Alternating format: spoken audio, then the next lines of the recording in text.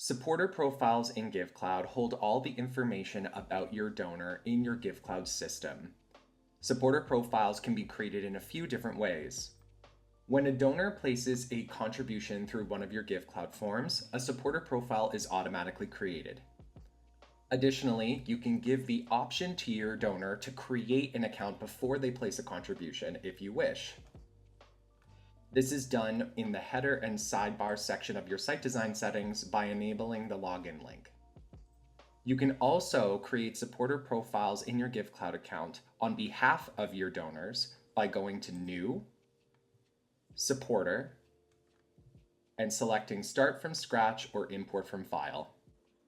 Start from Scratch allows you to manually create one supporter profile in your Givecloud account by filling out all of the details from their email, billing and shipping addresses, and their DonorPerfect ID. You can also import a list of your supporters by selecting Import from File, which will take you to the supporters screen in your Givecloud and load up the import tool. In order to import your supporters, you must use the import template file, which is accessible on the supporter screen here. You would then fill it out with all of your donors' information and then select Import Supporters.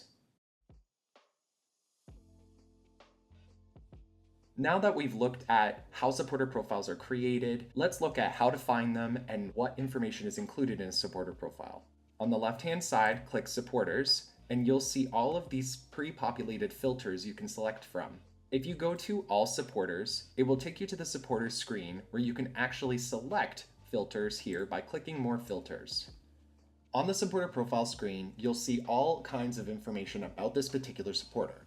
At the top bar here, you'll see other stats that might be useful, including their DonorPerfect ID.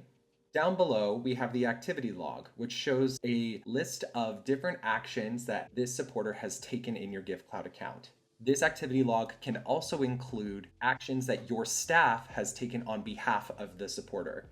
So for instance, if the supporter profile was updated via a contribution or perhaps by one of your staff members, or if the supporter updated their payment method in the donor portal. If you need to edit a supporter profile, the edit button on the right here will take you to the screen where you can adjust any of the data in the fields. Keep in mind, when you're editing a supporter profile, you can click this down arrow button to save or save and update DonorPerfect. If you need to keep both your Givecloud and DonorPerfect systems accurate, we recommend using the Save and Update DonorPerfect button if you need to change any details about a supporter in Givecloud. On the left-hand bar, we have all of these different tabs and quick actions. Under contributions, you'll see a list of different contributions that this particular supporter has placed. If you click the magnifying glass on the contribution line item, it will take you directly to the contribution so you can view it. From this screen, you can click Options and View Supporter to go back to the supporter screen. Under sponsorships, it will show any active sponsorships that this particular supporter has.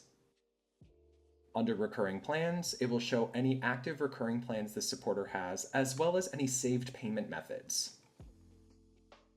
On the tax receipts screen, you'll see all tax receipts that have been generated for this particular supporter.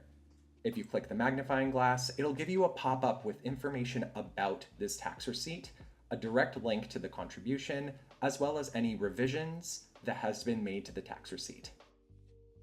The Referrals tab shows any successful referrals that this donor has made with the referral link they supplied from their donor portal. The Notes tab allows your staff to place a note about this particular donor. Under Quick Actions, you can log in as the donor, which will take you to their donor portal and view your Givecloud website as though you were logged in as that supporter. You can also manually create a tax receipt, as well as start a new contribution in the POS.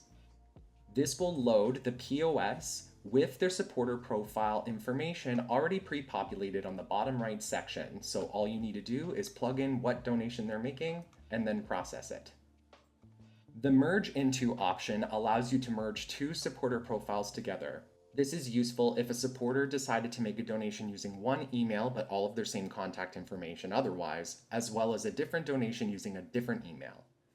Email is the unique identifier in Givecloud. So one email address is associated with the supporter profile. We can see that this email has been taken here, but there might be a circumstance where Cheryl decides to log in with cheryl.brennan@gmail.com and start a whole new supporter profile. The merge into option would allow you to merge these two profiles together. Lastly, you can click Archive, which allows you to archive this particular supporter. Something else to note is that on the supporter screen, you can check off multiple boxes, which will allow you to perform bulk actions, such as archiving all at once or marking them as spam. Spam supporters are supporters that aren't actually going to be donors towards your organization, and you just want to make sure that they can't have any successful contributions going forward. If you need to export a report of your supporter profiles, on the top right, on the export button, you can export with their emails only, or you can export all data associated with the supporter profiles. To learn more about managing your supporter profiles in Givecloud, click the book at the top of your admin and then Help articles.